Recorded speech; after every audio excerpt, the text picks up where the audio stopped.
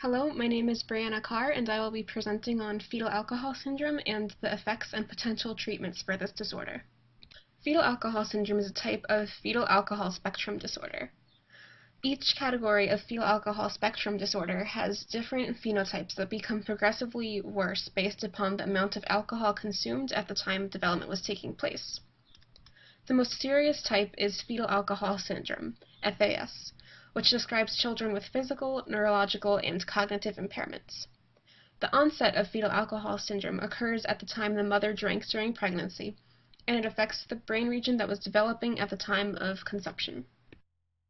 Some of the major physical characteristics of fetal alcohol syndrome can be seen in the face. These include short palpebral fissures, which is the length of the eye opening, a flat philtrum, which is the ridge between your nose and your lip, and a very thin upper lip. These three all must be present alongside cognitive and neurological impairments for a fetal alcohol syndrome diagnosis to be made. All regions of the brain are susceptible to damage from alcohol. Commonly, the corpus callosum, cerebellum, parietal cortex, and cingulate are affected, as well as an overall reduction in brain size. The corpus callosum is responsible for communication between the two brain hemispheres. In this example, we see children with fetal alcohol syndrome who have a short, thin, and normal corpus callosum for comparison. Children with damage here may act impulsively because there's a delay in realizing the effects their actions may have, since it takes longer to process the action and its potential consequences. Among other behavioral impairments that may be present are impulsivity, poor judgment, deficits in motor skills, verbal learning, visual spatial learning, attention, and executive functions. Each is dependent upon which brain region was affected during fetal development. It is still somewhat unclear as to how exactly alcohol causes the developmental problems that it does. Normally in development, a neuron's dendrites have metabotropic glutamate receptors, which take up glutamate from the synaptic cleft. This causes downstream calcium release and long-term depression in the cerebellum and long-term potentiation in the hippocampus. LTP and LTD alter NMDA receptor expression. One mechanism suggests that alcohol blocks the metabotropic glutamate receptor, which would mean that calcium levels and LTP and LTD cannot be regulated.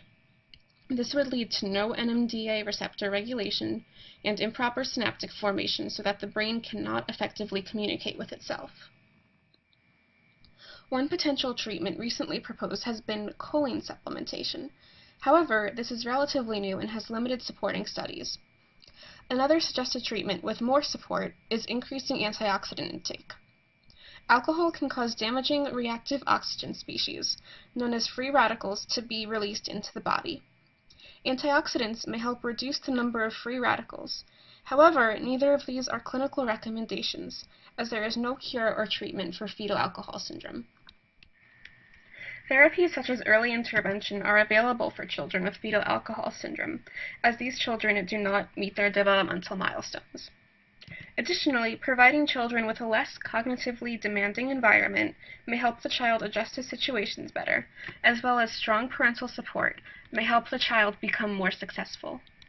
Given that fetal alcohol syndrome is the #1 cause of preventable developmental disorders, I suggest that more awareness be spread about the effects of fetal alcohol syndrome on both the child and its family.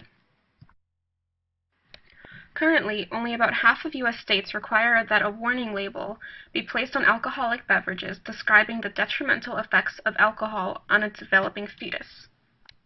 If all states were to require this, it could prevent nearly 400,000 cases of fetal alcohol syndrome each year. It is important to remember that when a pregnant woman drinks, she never drinks alone. Fetal alcohol syndrome and fetal alcohol spectrum disorder are 100% preventable, and it is possible to significantly reduce the number of fetal alcohol syndrome cases each year, leading to happier and healthier children. Here are the references I used throughout this presentation.